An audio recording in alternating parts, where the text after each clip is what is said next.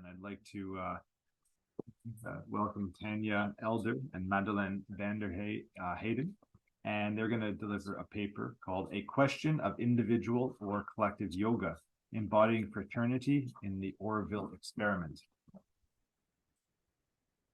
A little bit about them. Tanya Elder, Assistant Professor of Anthropology and Global Communication and Program Director of the MA in Global Communication at the American University of Paris. Award-winning curricular innovator in experiential education. Tanya has developed courses in sustainable development in Tamil Nadu, India, NGO management in France, and recently initiated a speakers bureau with voices from the global majority. After having completed her PhD in technology and social change at the University of Linköping in Sweden, Tanya moved to Paris and has worked for the United Nations and NGOs before accepting a permanent position at AUP. Research interests include understanding processes of social change, communication for development, and the importance of grounding social imaginaries. Having grown up in Auroville, Tanya seeks to understand how intentional communities manifest social capital, critical praxis, and contribute to migrating climate change. Madelaine is a skilled communications professional with a passion for using storytelling to cultivate community while in pursuit of social change and sustainability. She is currently Senior Manager of Marketing and Storytelling at the Wellbeing Project. She has a Master's of Arts in Global Communications from the American University of Paris and a Bachelor's of Art in English and International Affairs with honors from the University of Washington. Welcome, you two. Thank you. Can you hear us? Thank you, everyone. Yes, it sounds great. Yep. Great, wonderful. Thank you so much. I don't think we could have had a better introduction than Deepti, and the two of you really laid out the space from which we're coming to you. So Madelaine and myself, we've been really interested in taking our research on Auroville into more of an anthropological or sociological direction. And so I'm going to just start sort of with, like all of you, I've been intrigued by what distinguishes Auroville as a community from, all the other cities and intentional communities and utopian ideals that we find out there. I have been intrigued by the creativity and the innovation to be found across all sectors, the emphasis on searching for solutions, this deep-seated sense of community, which maybe you are questioning from time to time right now, but which when you come from outside, you definitely sense. People's commitment to unending education, a willingness to experiment, learn from experience, as well as various manifestations of collective action. Yeah, so I mean, it's sort of in the ability of Aurovilians to sort of take Sri Aurobindo's integral yoga and kind of use it to embody the dream and the Auroville Charter. So we, coming from outside, have often seen this and been sort of inspired. But I also have to add, and you introduced me that way, that in part this fascination is directly connected to having grown up in Auroville. So I lived there from 1971, so I arrived a little bit earlier than Deepti, but I didn't stay quite as long, and I left in 1981 to attend high school and college in the United States and get a PhD. What I have been doing since the last 13, 14 years is bringing a group of graduate and undergraduate students to Auroville for a period of 1 month. And maybe through the experience of each student, what I'm looking for or what I'm seeking is actually the answers to my own questions. How can integral yoga change human consciousness and society? And can collective projects such as Auroville realize human unity? It's this dialectic between the collective and the individual that is manifested in Auroville that so intrigues me. And every year I come, and it's with Deepti, I start the program with my students. And Deepti, you'll be happy to know that you're one of the few people that everyone remembers when they've come back to Paris. They still mention those discussions you have with us. And so it was wonderful to start this session off with you too. Now I'll let Madelaine introduce herself. We're taking it sort of in turns back and forth. Thank you, Tanya, and thank you everyone for being here today. I'm not sure if you know, but Tanya and I are based in Paris, so we're calling in quite an early morning this morning, but we're quite happy to be here. My relationship with Auroville began only a few years ago, thanks to Tanya's practicum in Auroville with the American University of Paris. But then it's continued as I returned to Auroville to conduct fieldwork for my own master's thesis, and have stayed connected with the Auroville community over the years. And like Tanya, I'm really fascinated by the experiment in Auroville and the explorations of different ways of living in community that are taking place there. But as a communications professional, I'm aware of how communication and dialogue have the power to bring people closer together, but also drive people apart. So examining the role of communication in Auroville's exploration of participatory government and sustainable development and education models, as well as how people in Auroville connect or disconnect from each other through their communication, has been my primary research focus. As I've also become a student of Sri Aurobindo and Mother, thanks to my time in Auroville, I also bring the lens of integral yoga to the study of communication and interpersonal relationships. So for my master's thesis written in Auroville, I coupled the concept of integral yoga with nonviolent communication, or compassionate communication, as you may know it, to theorize a style of dialogue called conscious communication, which helps encourage personal development and closeness with others through a process of self-inquiry and empathy and listening, all the while cultivating the higher spiritual consciousness envisaged by Sri Aurobindo and Mother. Today, I'm based in Paris. I'm a yoga teacher, and I'm also the senior manager of storytelling at the Wellbeing Project. We're a leading coalition of academic and social change organizations conducting and supporting research on the relationship between inner well-being and collective social change.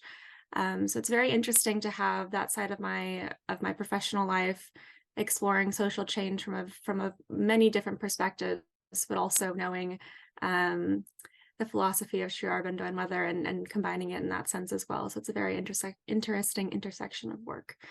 And as I said, we're both just very pleased to be here with you today. And I think it's time to get started into telling you about our paper. So the question that Tanya and I are contemplating is, if following Peter's presentation on the current conflict in Auroville, is what does the current crisis in Auroville and the community's response to it reveal to us about the relationship between individual and collective yoga and the process of realizing human unity? And I'll start by building on this with a quote from Mother. She tells us, Sri Aurobindo tells us that a true community can exist only on the basis of the inner realization of each of its members, each one realizing his real concrete unity and identity with all the other members of the community. Each one should feel not just as one member united in some way with all the others, but all as one within himself. So here she's referring to Sri Aurobindo's concept of community and the relationship between the individual and the collective that she emphasizes does not simply just exist therein, but also thrives, creates, and unites. And the individual's work to achieve an inner realization, the purpose of integral yoga, is both the essential building block for their own positive evolution, but also for a thriving, more conscious community, one that inspires a true sense of unity and fraternity with others. However, it is important to recognize Mother's careful choice of words. She acknowledges that the inner work is a basis, a starting point, or an enabler of community, and community is not declared to be a direct, inevitable result of the inner yoga. So it's explained to be one of the driving forces that brings people together, albeit an important one. So the question that Tanya and I are grappling with is, despite understanding the power of the individual and the inner work in creating this community, this more conscious community, which Sri Aurobindo expands upon extensively in his works, what happens when the individual yoga drives people apart and instead of bringing them together? And since the events of December 2021, the Auroville community has been really divided over how to continue in the physical manifestation of Auroville. But despite these disagreements, we do know that there's common consensus underneath these disagreements that Auroville must be. And so agreed upon a what, which is a common vision of a thriving Auroville. The question now is how to continue pursuing this shared dream. And we've spoken just a little bit about this prior to our presentation. And this ongoing dilemma, which is marked by physical and emotional violence, though, we find that it is both surprising and unsurprising to exist within the context, with a dream of a place where, as Mother says in her dream, where human relationships, which are normally based on exclusively a competition and strife, would be replaced by relationships of emulation and doing well, of collaboration and real brotherhood. One could imagine a perfect utopia of peace and harmony, absent of conflict. But as we know, both Mother and Sri Aurobindo are both very aware of the state of human nature, oftentimes driven by ego and greed and individual desire, and that causes conflict among people. So it's only logical to know and to understand, and as we can see in Auroville, that it's not immune to the trials and tribulations of the imperfection of human relationships. So from our point of view, the ongoing conflict in Auroville is an interesting case study in examining how progress has been made in realizing the social ideals captured in Mother's dream. And as the city the earth needs, as we often say of the experiment, we think can be put under an anthropological, a sociological, yogic microscope to understand human relationships and how they can function or dysfunction within community as we pursue divine life on earth, as well as solutions to many earthly problems. So our yoga in this paper is to really just help understand today's conflict from a semi-external perspective, both Tanya and I being based in Paris, but with Tanya having spent some time there in the past 2 years. And also provide just a further analysis and perhaps guidance on how to move forward productively, both individually and collectively, but also in the larger conversation on social change and the development of sustainable communities beyond the physical borders of Auroville. And so with that, I will pass it over to Tanya, who will tell us about our methodology for our paper. Yeah, so the first thing that came to mind as we were thinking of, like, in what way are we going to understand the current crisis? How has it actually enabled Aurovilians to reflect on their individual and collective yogas? So we chose actually 4 primary sources to analyze, and you're going to be happy to see there that we brought the dream weaving videos in as one of the sources. But we start with, we're going to be looking, or we have been looking, and we've been reading through the Auroville Today news. It's the monthly news magazine. And we have the numbers from January 2022.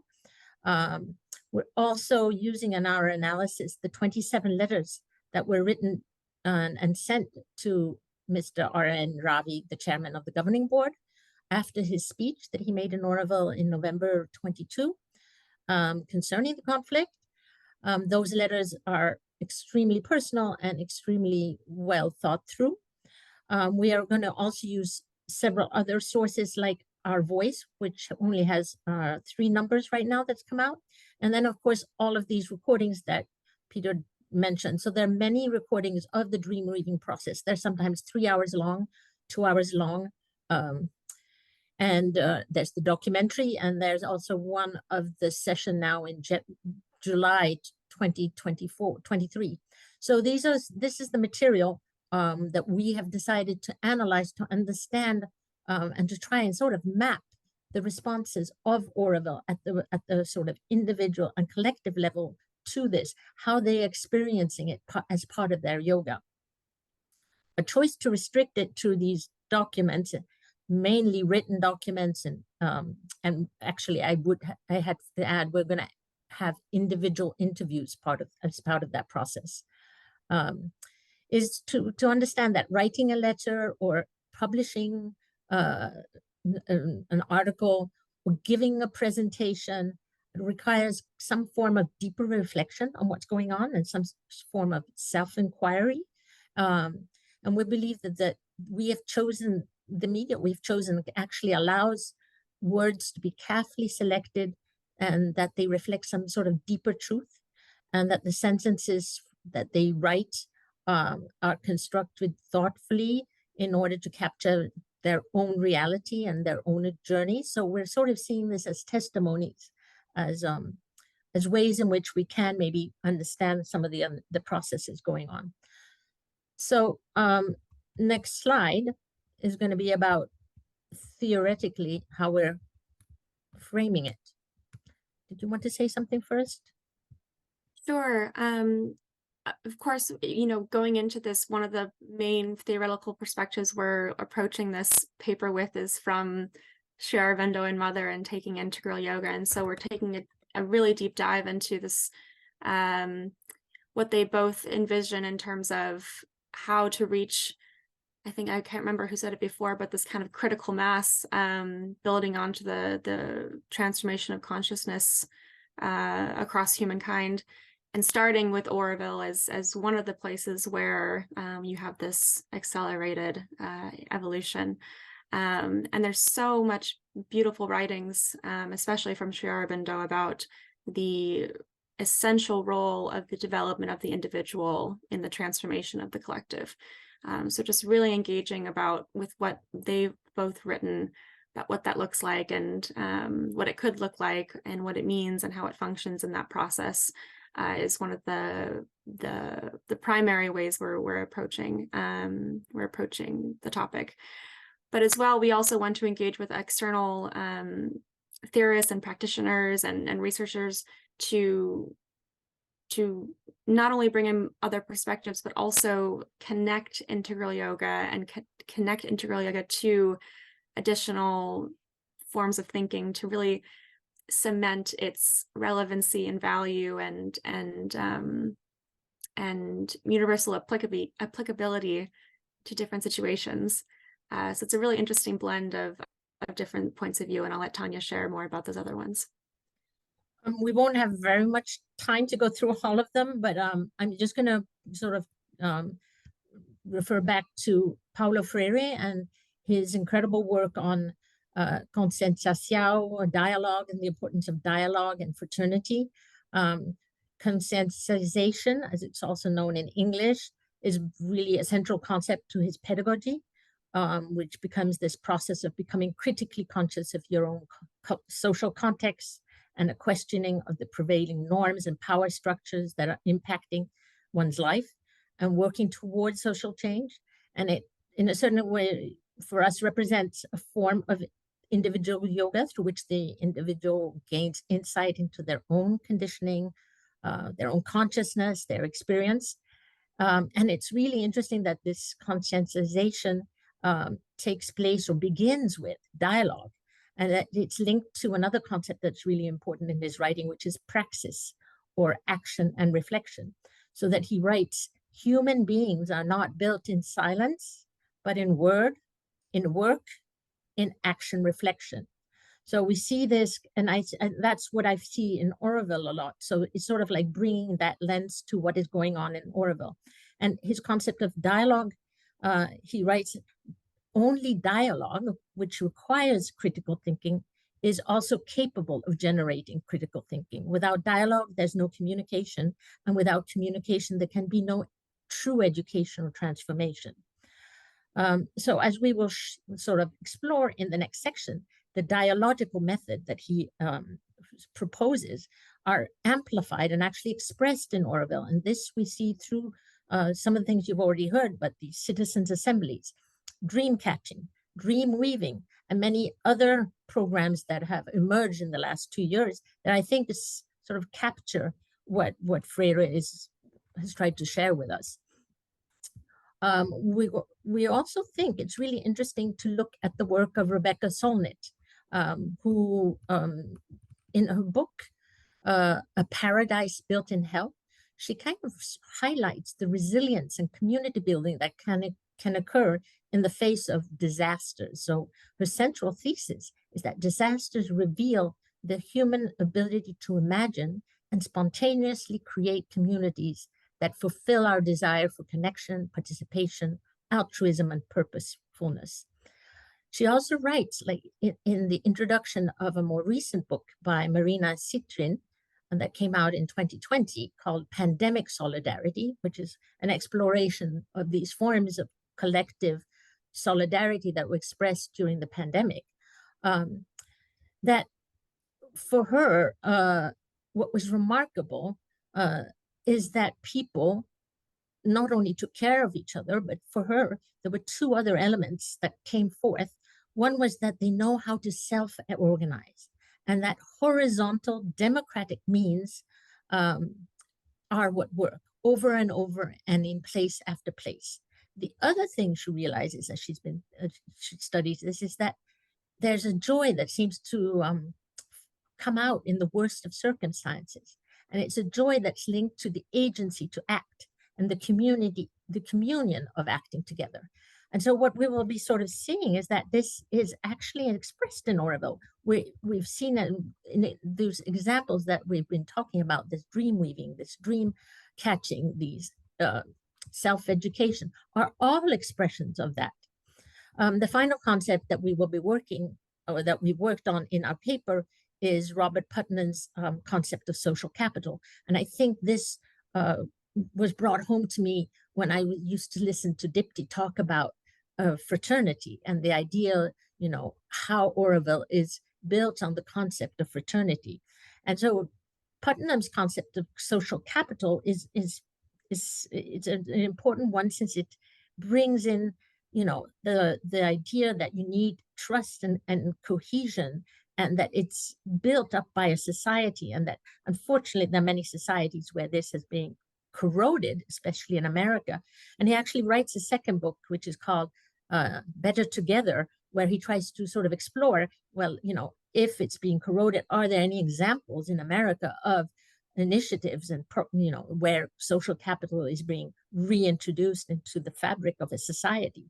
And I know from experience and sort of working and coming back to Auroville all these years, that Auroville has a lot of social capital. So we are now going to sort of say, out of all of this sort of theoretical thinking and the material we've been going through, we are sort of seeing at a first glance, we're going to share with you some of the initiatives and things that we see coming out of Auroville that are sort of expressing this collective and individual yoga. So Madeleine's going to talk a little bit about the articles, and especially the letters, and I will go into the dream weaving, dream catching. Yes, thank you, Tanya. So as Tanya mentioned, we're going through Madeleine, these. Just when you guys have been 20 minutes, can you have another 5 minutes to wrap up? Yep. Sure. Yes. Thank you so much. Yeah, no. So really quickly, I'll just share some of the common themes that we're seeing, looking across these letters, these articles about what this individual and collective yoga looks like.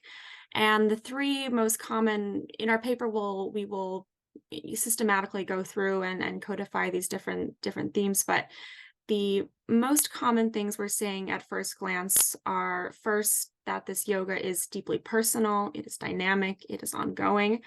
We've also seen that it's very challenging, both on an individual perspective and in going in through and doing self-inquiry, self-reflection, self-awareness, but also then in coming into contact with others and having differences of opinions and backgrounds and journeys. And then finally, it is generally seen as slow, but the progress and process is very meaningful and valuable. All three of which are very beautiful aspects of the yoga, but we do see that they add to the complexity of the question of collective change in Auroville, as these different perspectives and practices of the integral yoga can clash with those of others, despite having common objectives. And you can definitely really see these in the letters that were written to the chairman of the Auroville Foundation office. So these just highlight three key questions that we're exploring in our paper, that in the forms of initiatives in Auroville that are emerging, that Tanya will share about, that are being explored there as well. The first is whose opinions are quote unquote allowed to matter in these conversations. So for example, in the letters to the chairman, there's often this concept of an outsider versus an insider. So who's allowed to participate or own or have a more important voice in these conversations than others? The second one is, with this idea of insider or outsider or power within these conversations, how does that play out within the context, and what are the implications of those ideas, and how does this add function or dysfunction to the process of realizing human unity in Auroville? And then finally, what are the actual practical steps that can be taken towards reconciliation in disagreement to arrive at a positive, constructive synthesis of ideas, which can then lead to peaceful progress? And that third point is what Tanya will touch on, of some examples of what's been happening in Auroville right now. So we don't have much time. So this is an image I got from the last presentation in July the 27th of July. And so I'm just going to go quickly through them. I mean, you can ask more, and you can ask definitely the other members of Auroville that are here. So I attended it in July. And these were the things that they saw emerging from the conflict, and which sort of bring together these two processes, the individual and the collective. So you heard the self-education. So there are some really interesting things happening within self-education, as Aurovilians realize that one way to work through this conflict is to build sort of on the need and the ability to sort of collectively go inward. So that it's really interesting. It's the picture up to the left, by the way, the circles with a few white circles in it. And this really ties in this idea of self-education with, of course, with Auroville's charter, with this will be a place of unending education, of constant progress, and a youth that never ages. And as well as the second part of the third part of the charter, which says it's going to be a bridge between the past and the future, taking advantage of all discoveries from without and within. So you see both these out and in, and bodily springing forward towards new realizations. So here, I'm just going to mention some of the initiatives that are coming out of it. There's a group in Auroville built called the Multidisciplinary Group with Dan and Julio. The Delta program that Natasha has initiated that brought together 84 Aurovilians over a 7-week period on a sort of collective, introspective sort of exercise. There are a lot of interesting initiatives being brought forth and by Auroville youth. And so these are all of them, the examples that we will be looking at. The next bubble, the second one that you see there on the upper right, is referring to the dream weaving that you've already heard a little bit about, but it's a really interesting collective and collaborative, very participatory, also bringing together over 100 residents of Auroville to sort of, it includes technical experts, peer-to-peer feedback sessions, of course, community involvement, and this residents assembly, so bringing in sort of a random selected number of residents from Auroville. We've been going through the material and looking at these videos, 3-4 of them, and it's really interesting to see that what's coming out of it is that it's the process, the collaborative dream weaving, that kind of takes precedence over the product, which would be the plan. And of course, this reminds me, we're in the field, my field in communication and development communication, that this resonates with participation as a means or participation as an end in and of itself. This is sort of opens up for all of those taking part, and now they're presenting it. These are initiatives and ways in which you get people to take ideas and build something concrete out of it. The one down to the left, on the left-hand side, which is lots and lots of little dots, represents dream catching, which is, prior to dream weaving, intuitive methodology of reflection, where all members of the community are, are allowed to come in and collectively reflect on a question or an issue.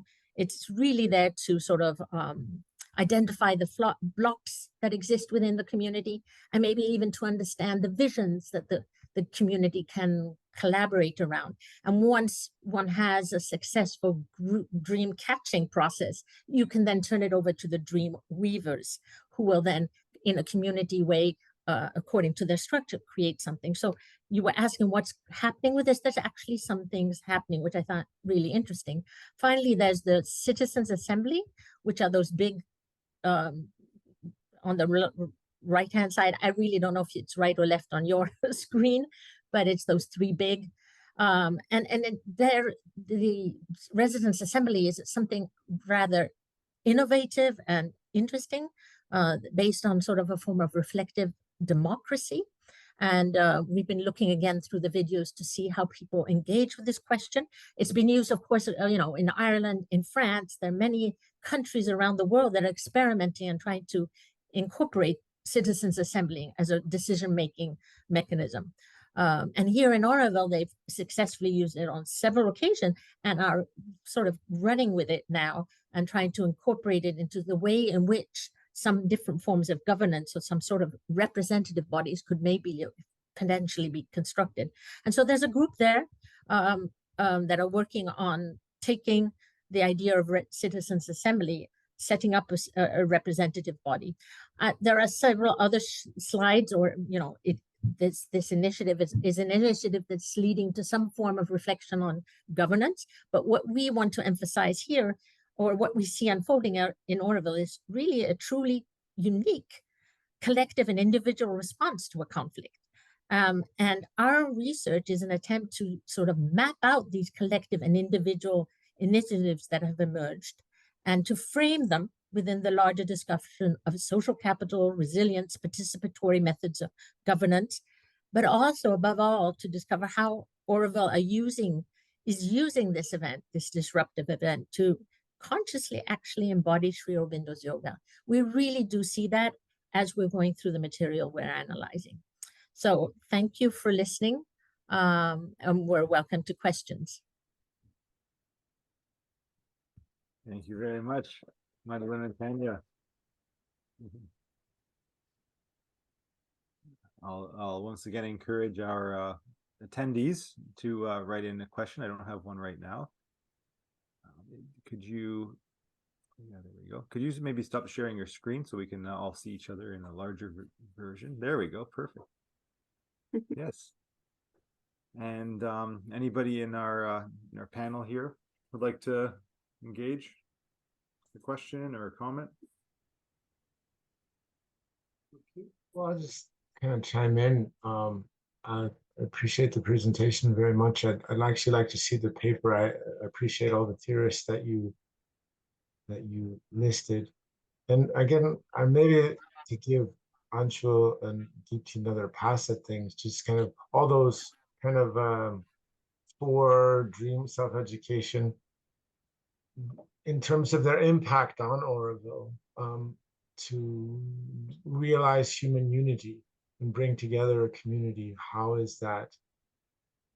What is your, my first hearing, it sounded from Anshu like it was this very sober, well, it's happened and we're still kind of taking steps down the road, but based on all those four, like what's happening and how is it looking now and what's possible in the future? Your question is really to those living in Auroville, right? Yeah, because, and as I said, this initiative came out in July 27th. Those four diagrams was a reworking of what's been happening. And as I said, the self-education is taking off, and there are many initiatives taking off within self-education. Now, to sort of identify, sort of Deepti say, these communal spaces and realize how precious they are, I think is what is happening in Auroville. As I said, I don't think Aurovilians realized the extent to which they had social capital and the extent to which the communal was important. And these initiatives are showing them that they are actually being able to express something. And as I'm just sort of like in your position, I have no idea where it's going to be down. What we're studying is sort of the buildup, what has happened during these last 2 years. Can we kind of map out all of these initiatives, and what does that say about that community's ability to sort of embody the dream, the charter, this concept of integral yoga. So we're really trying to just try like a sociological or a study of what's going on. But where it will go, I have no idea. I don't think even Deepti could answer that. Tanya, hi Madeleine. Hi. Thank you for the presentation.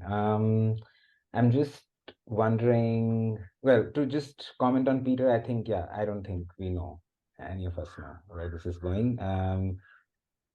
Yeah, I'll just stop at that. But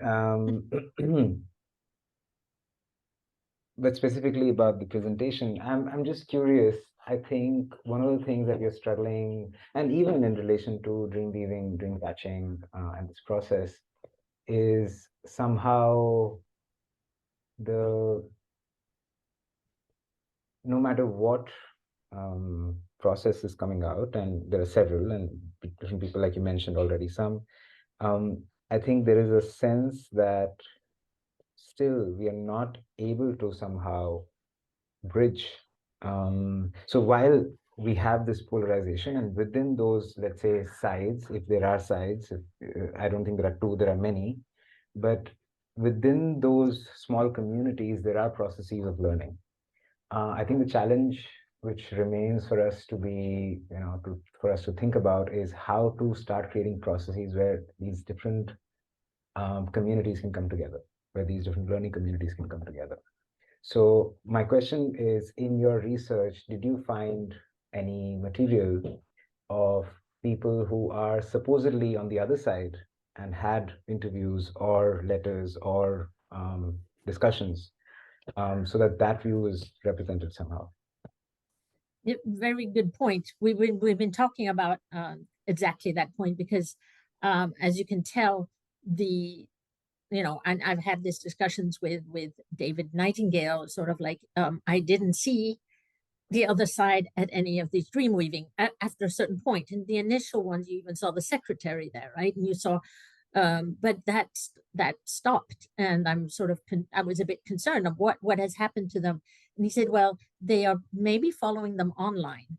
That means the videos, they will follow the sort of sessions online, but they do not want to come to these events any longer, right? Because they don't feel welcome. And so, yes, we've discussed how are we going to tap into the other side, or how do we but we do think there is a value in maybe in this mapping that we're trying to do, on this sort of understanding. We think there's a value because one is, if I were to take,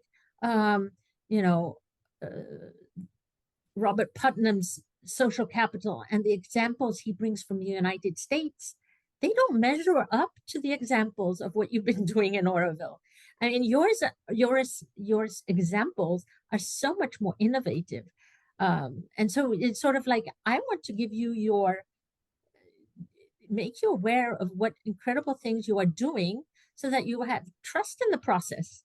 The examples that he gives from the United States of the building of social capital are not very impressive compared to the examples that we are seeing in Auroville. That's sort of maybe what I want to say. But you're right.